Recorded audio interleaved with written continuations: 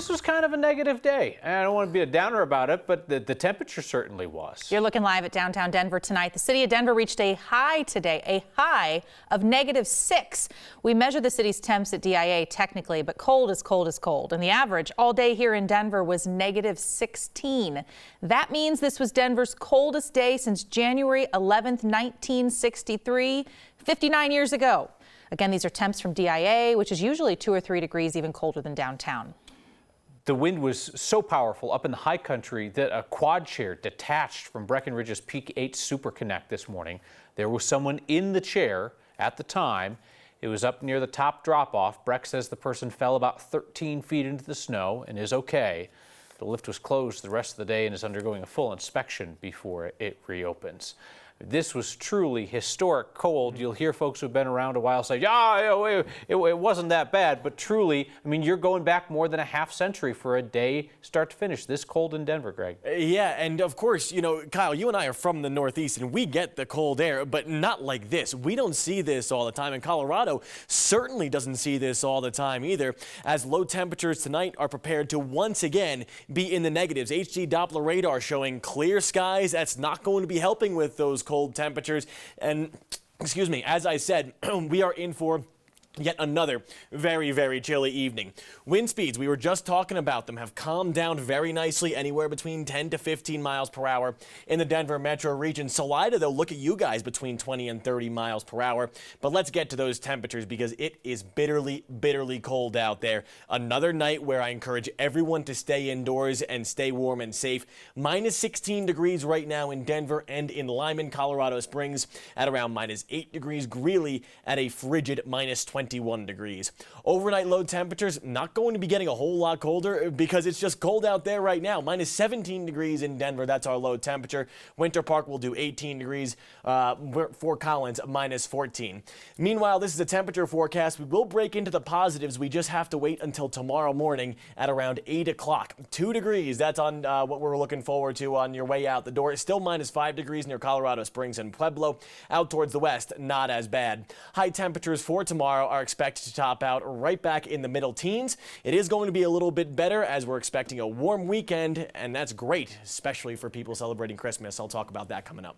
You're saying, how often do you see Leadville, Alamosa 25 degrees warmer than Denver? Like a heat wave over on there. a winter night. They're looking at us and laughing. Usually they're the ones in the deep freeze. So we've also talked about the danger that the cold weather can bring, and that's what greeted more than 200 migrants who came into Denver overnight. Some found help with a group that advocates for Denver's homeless community. Many of them were not at all prepared for the frigid temperatures. 9 News reporter Matt Jablow explains.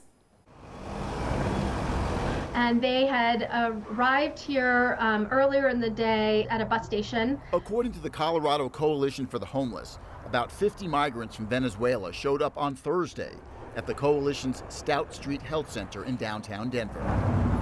These individuals had Googled where they could get housing and healthcare services. Kathy Alderman is the coalition's chief communications officer.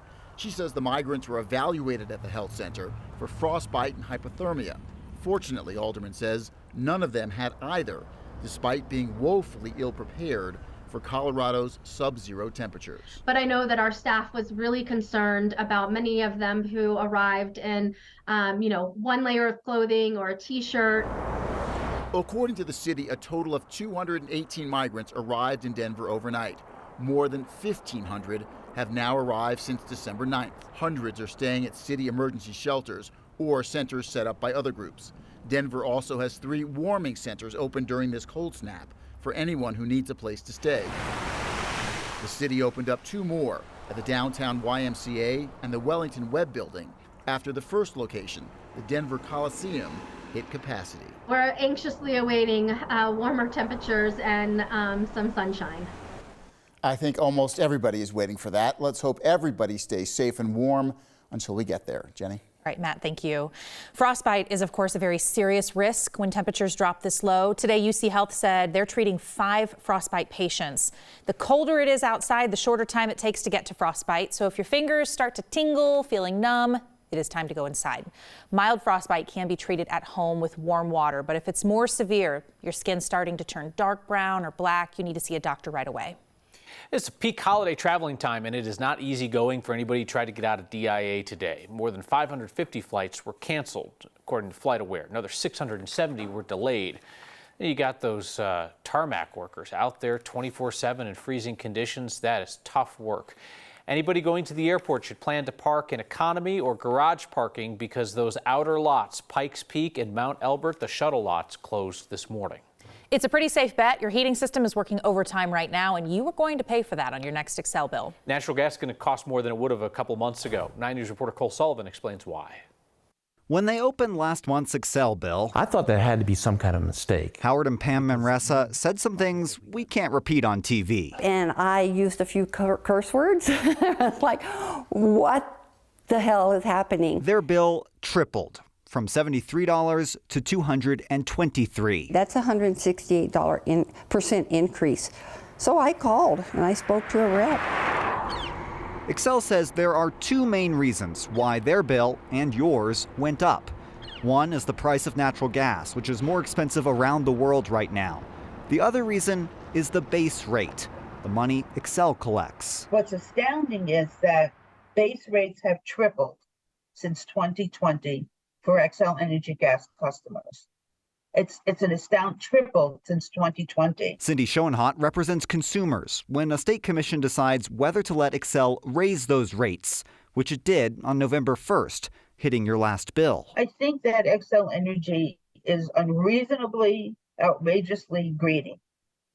They are in this for the profit. Well, I would respectfully disagree that we're being greedy. Again, we're making investments in safety reliability. We're making investments in advancing our shared clean energy goals. The president of Xcel Colorado says his company needs the money for system upgrades and to return a profit to investors. I will say that affordability is a priority for us. The financial health of the company is also important as well. Yeah, wear warmer clothes and keep your socks on. With little they can do but pay the higher bill, Howard and Pam have turned down the thermostat. What are your options? You really don't have anywhere else to go, so we're kind of stuck. Howard and Pam say if their invoice goes up again next month, they're going to have to pick between which bills they can pay. Xcel says it offers payment assistance, and the president of the company says he knows rate increases can be tough. Xcel has also asked that state commission for more money, this time an increase on your electric bill. The Public Utilities Commission is taking public comment right now. Well, if it's anything like the inbox we've been getting as far as people commenting on this, they'll be very busy. They are already. All right, Cole, thank you. Coloradans living in their cars lately have been offered motel rooms in this cold. It's an offer from the nonprofit Colorado Safe Parking Initiative. The group runs secure parking lots where people who live in their cars can stay for a while and have access to warm meals and bathrooms. Since last night, you have raised more than $100,000 to help them expand their network of secure parking lots and resources on the Front Range. Scan the QR code on your screen or text the word thanks to 303-871-1491 to be a part of Next's latest Word of Thanks microgiving campaign. That nonprofit doesn't just provide the safe parking spaces, they also work with individuals and families to help them find housing and rent help as they're trying to save a paycheck or two, trying to get back into a home and out of the cold. It might have been the worst possible day of the year for a house fire, and now a family in North Glen needs to find a new home ahead of the holidays. Christmas trees are going out to families for free. A lot better than them going to waste.